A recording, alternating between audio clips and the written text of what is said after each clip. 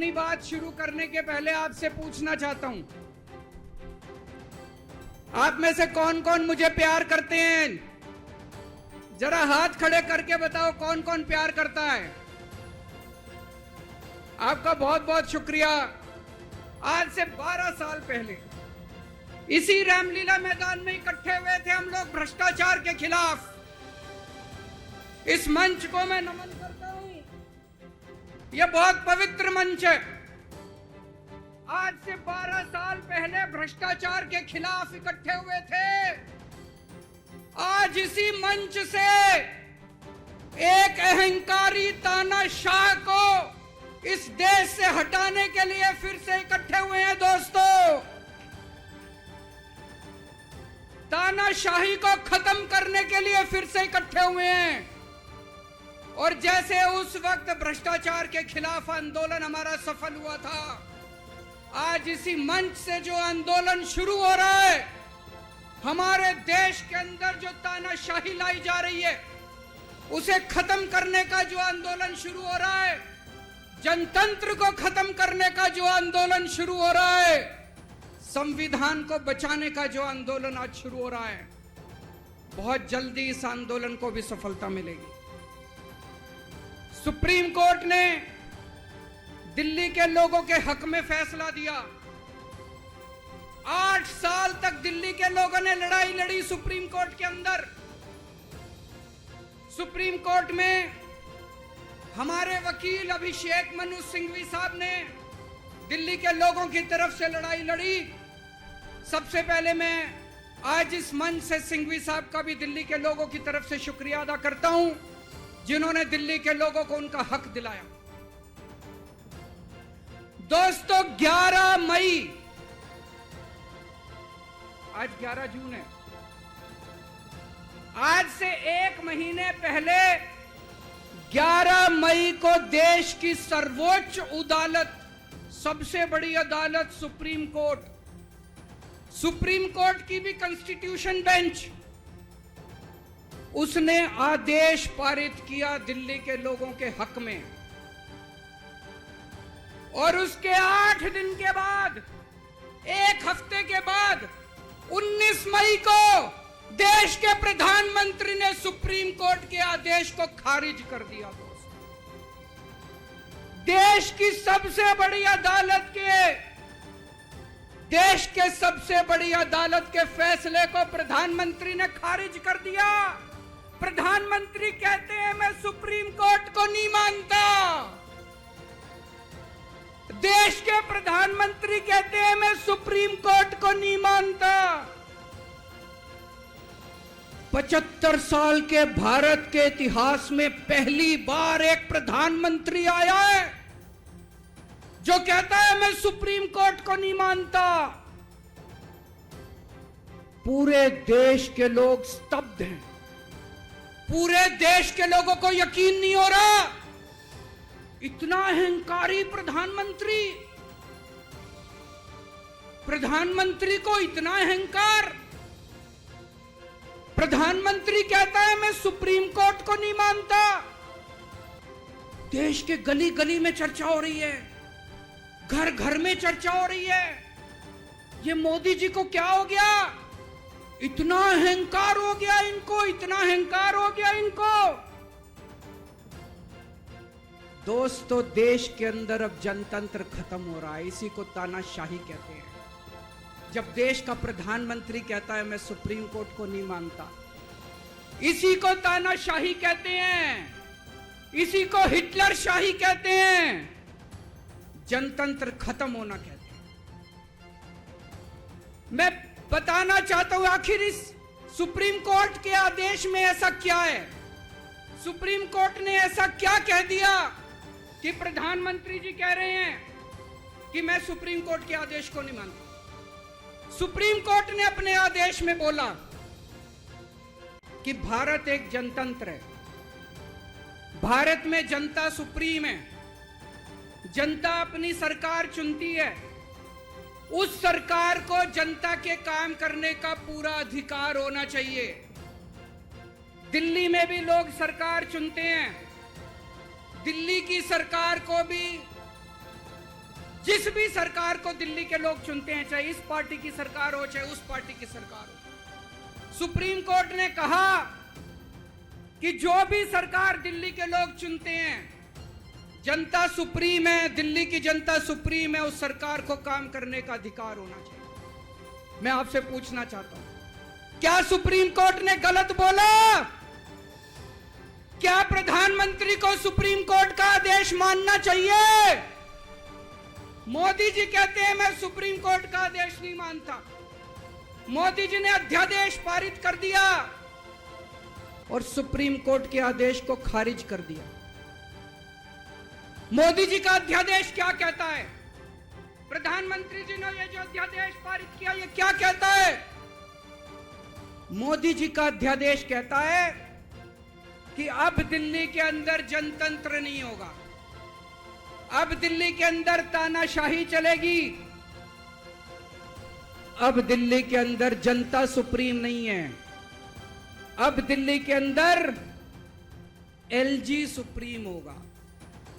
अब दिल्ली के अंदर चाहे जनता जिसको मर्जी वोट दे, चाहे जनता जिसकी मर्जी सरकार बनाए, प्रधानमंत्री जी कहते हैं सरकार तो मैं ही चलाऊंगा, मेरी तानाशाही चलेगी। अब जनता सुप्रीम नहीं है, जनता की नहीं चलेगी, जनता की सरकार की नहीं चलेगी। प्रधानमंत्री जी कहते हैं एलजी के जरिए मैं सरकार चलाऊंगा। 26 जनवरी 1950 को हमारे देश का संविधान लागू हुआ। बाबा साहब अंबेडकर ने संविधान बनाया। बाबा साहब अंबेडकर ने अपने संविधान में लिखा कि इस देश के अंदर जनतंत्र होगा, जनता सुप्रीम होगी। आज प्रधानमंत्री जी ने भारत के संविधान के परखच्चे उड़ा दिए। प्रधानमंत्री जी ने भारत का संविधान बदल दिया। प्रधानमंत्री जी कहते हैं अब जनता सुप्रीम नहीं होगी, अब एलजी सुप्रीम होगा। जनता सुप्रीम नहीं होगी, अब प्रधानमंत्री सुप्रीम होगा। प्रधानमंत्री जी कहते हैं अब दिल्ली की जनता की वोट की कोई कीमत नहीं होगी। यह तो सरासर अपमान है दिल्ली के लोगों का। प्रधानमंत्री जी कहते हैं दिल्ली की जनता जिसको मर्जी वोट दे, उस वोट की कोई कीमत नहीं है।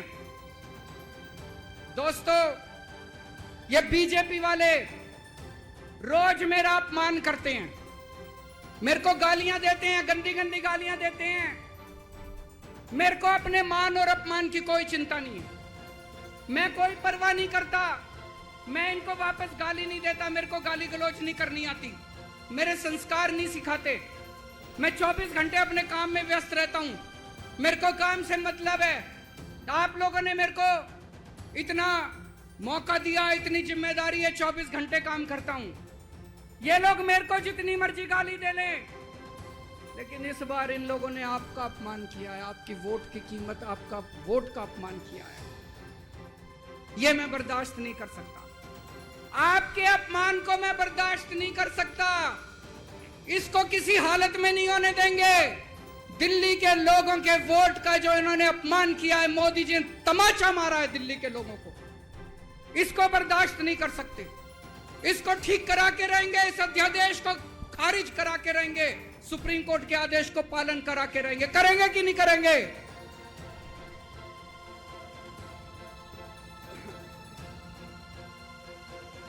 मैं पूरे देश में घूम रहा हूं, हर राज्य के अंदर गया। मैं पिछले दिनों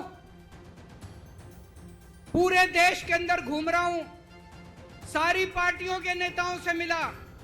मैं आपको दिल्ली के लोगों को बताना चाहता हूं, देश के सारे लोग आपके साथ हैं। आप ये मत समझना आप अकेले हो। 140 करोड़ लोग आपके साथ हैं। वेस्ट बंगाल के लोग आपके साथ हैं, तमिलनाडु के लोग आपके साथ हैं, केरला के लोग आपके साथ हैं, महाराष्ट्र के लोग आपके साथ हैं, बिहार के लोग आपके साथ हैं, उत्तर प्रदेश के लोग आपके साथ हैं, मध्य प्रदेश के लोग आपके साथ हैं। 140 करोड़ लोग मिलके इस अध्यादेश का विरोध करेंगे, जनतंत्र को बचाएंगे दोस्तों।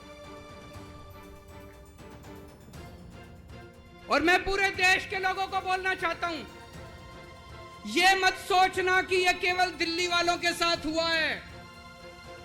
मुझे अंदर से पता चला ये मोदी जी का पहला वार है। ऐसा ही अध्यादेश, जो अध्यादेश आज दिल्ली में पारित किया गया, जिस अध्यादेश के जरिए दिल्ली वालों की ताकत खत्म कर दी गई, इस अध्यादेश के जरिए, जिस अध्यादेश के जरिए दिल्ली के अंदर आज तानाशाही लागू की जा रही है, कल यही अध्यादेश राजस्थान के लिए लाया जाएगा, कल यही अध्यादेश पंजाब के लिए लाया जाएगा, कल यही अध्यादेश मध्य प्रदेश के लिए लाया जाएगा, कल यही अध्यादेश महाराष्ट्र के लिए लाया जाएगा। इसे अभी रोकना पड़ेगा, सबको मिलके अभी रोकना पड़ेगा दोस्तों।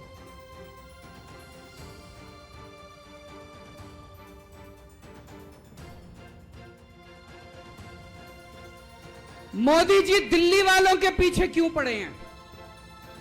दिल्ली वालों के पीछे क्यों पड़े हैं मोदी जी? 2015 में दिल्ली के लोगों ने 7 एमपी की सीट मोदी जी को जिता दी, मोदी जी को प्रधानमंत्री बनाया और मोदी जी को कहा आप देश संभालो। और दिल्ली में 70 में से 3 सीट बीजेपी को दी, 3 सीट, 67 सीट आम आदमी पार्टी को दी। और दिल्ली के लोगों ने कहा केजरीवाल जी आप दिल्ली संभालो। बीजेपी को 3 सीट देने का क्या मतलब? दिल्ली के लोगों ने अपनी आंखें लाल करके मोदी जी की तरफ देखा और बोला आप देश संभालो, खबरदार दिल्ली की तरफ आंख उठा के देखी तो। बोला कि नहीं बोला? 2020 में फिर से दिल्ली के लोगों ने 7 एमपी की सीट मोदी जी को दी, बोले आप देश संभालो। आम आदमी पार्टी को 70 में से 62 सीट दी, बोले केजरीवाल जी आप दिल्ली संभालो। फिर से दिल्ली के लोगों ने आंखें लाल करके मोदी जी को कहा आप देश संभालो, दिल्ली की तरफ आंख उठा के मत देखना। लेकिन प्रधानमंत्री जी से देश तो संभल नहीं रहा, देश का तो बेड़ा गर्क कर दिया। रोज उठते हैं और दिल्ली वालों के काम रोक देते हैं, रोज उठते हैं और दिल्ली वालों। मैं स्कूल बनवाता हूं, मोदी जी कहते हैं मैं तेरे स्कूल नहीं बनने दूंगा। मैं अस्पताल बनवाता हूं, मोदी जी कहते हैं तेरे अस्पताल नहीं बनने दूंगा। मैं मोहल्ला क्लिनिक बनाता हूं, मेरे मोहल्ला क्लिनिक तोड़वा दिए मोदी जी ने। पिछले साल प्रधानमंत्री जी ने दिल्ली के अस्पतालों में दवाइयां बंद करा दी। मैं सीसीटीवी कैमरे लगवाता हूं, प्रधानमंत्री जी एलजी को कह के सीसीटीवी कैमरे नहीं लगने देते। पिछले साल मोहल्ला क्लिनिक के अंदर इन्होंने गरीबों के टेस्ट बंद करवा दिए दोस्तों। मैंने दिल्ली के लोगों के लिए योगा क्लासेस शुरू की, प्रधानमंत्री जी ने योगा क्लासेस बंद करवा दी। प्रधानमंत्री जी से मैं कहना चाहता हूं आप देश संभालो ना, आपसे देश तो संभल नहीं रहा। देश का बेड़ा गर्क कर दिया आपने। चारों तरफ इतनी महंगाई हो रही है, पेट्रोल 100 रुपए लीटर पहुंच गया, डीजल 90 रुपए लीटर पहुंच गया, दूध महंगा हो गया, सब्जियां महंगी हो गई, एलपीजी का सिलेंडर 1000 रुपए के ऊपर हो गया। इनको समझ ही नहीं आ रहा महंगाई कैसे, इनको चौथी पास राजा को समझ ही नहीं आ रहा कि देश कैसे संभाले। एक दिन कहते हैं 2000 का नोट आएगा, 5 साल बाद कहते हैं 2000 का नोट जाएगा। अरे इनको समझ ही नहीं है। आप लोगों ने कोई समझदार प्रधानमंत्री बनाया होता, कम से कम ये तो बता देगा 2000 का नोट आएगा कि जाएगा। चारों तरफ बेरोजगारी फैली हुई है, इनको समझ ही नहीं आ रहा बेरोजगारी कैसे दूर करें। चारों तरफ भ्रष्टाचार फैला हुआ है, इनको समझ ही नहीं आ रहा भ्रष्टाचार दूर कैसे करें। जीएसटी की वजह से व्यापारियों का बेड़ा गर्क हुआ पड़ा है, इनको समझ ही नहीं आ रहा जीएसटी को कैसे ठीक करें। पूरे देश का रेलवे में मेरी आप लोगों से गुजारिश है, एक टेस्ट करके देखना। कोई 2nd class AC, 3rd AC, 2nd class की टिकट खरीद लेना, 2nd क्लास स्लीपर की। एक बारी रेल में जाके देखो, इन्होंने रेलवे का क्या हाल कर दिया। पूरी रेलवे का बेड़ा गर्क कर दिया। अच्छा खासा चलता हुआ रेलवे इन्होंने बेड़ा गर्क कर दिया है। 2002 में प्रधानमंत्री जी गुजरात के मुख्यमंत्री बने। 12 साल गुजरात के मुख्यमंत्री रहे। पिछले 9 साल से देश के प्रधानमंत्री हैं। 21 साल हो गए मोदी जी को राज करते करते, 21 साल। 2015 में मैं दिल्ली का मुख्यमंत्री बना। मेरे को 8 साल हो गए दिल्ली पे राज करते करते। आज मैं चैलेंज करता हूं और देश की जनता को अपील करता हूं, मोदी जी के 21 साल, मेरे 8 साल, दोनों के देख लो किसने ज्यादा काम किया।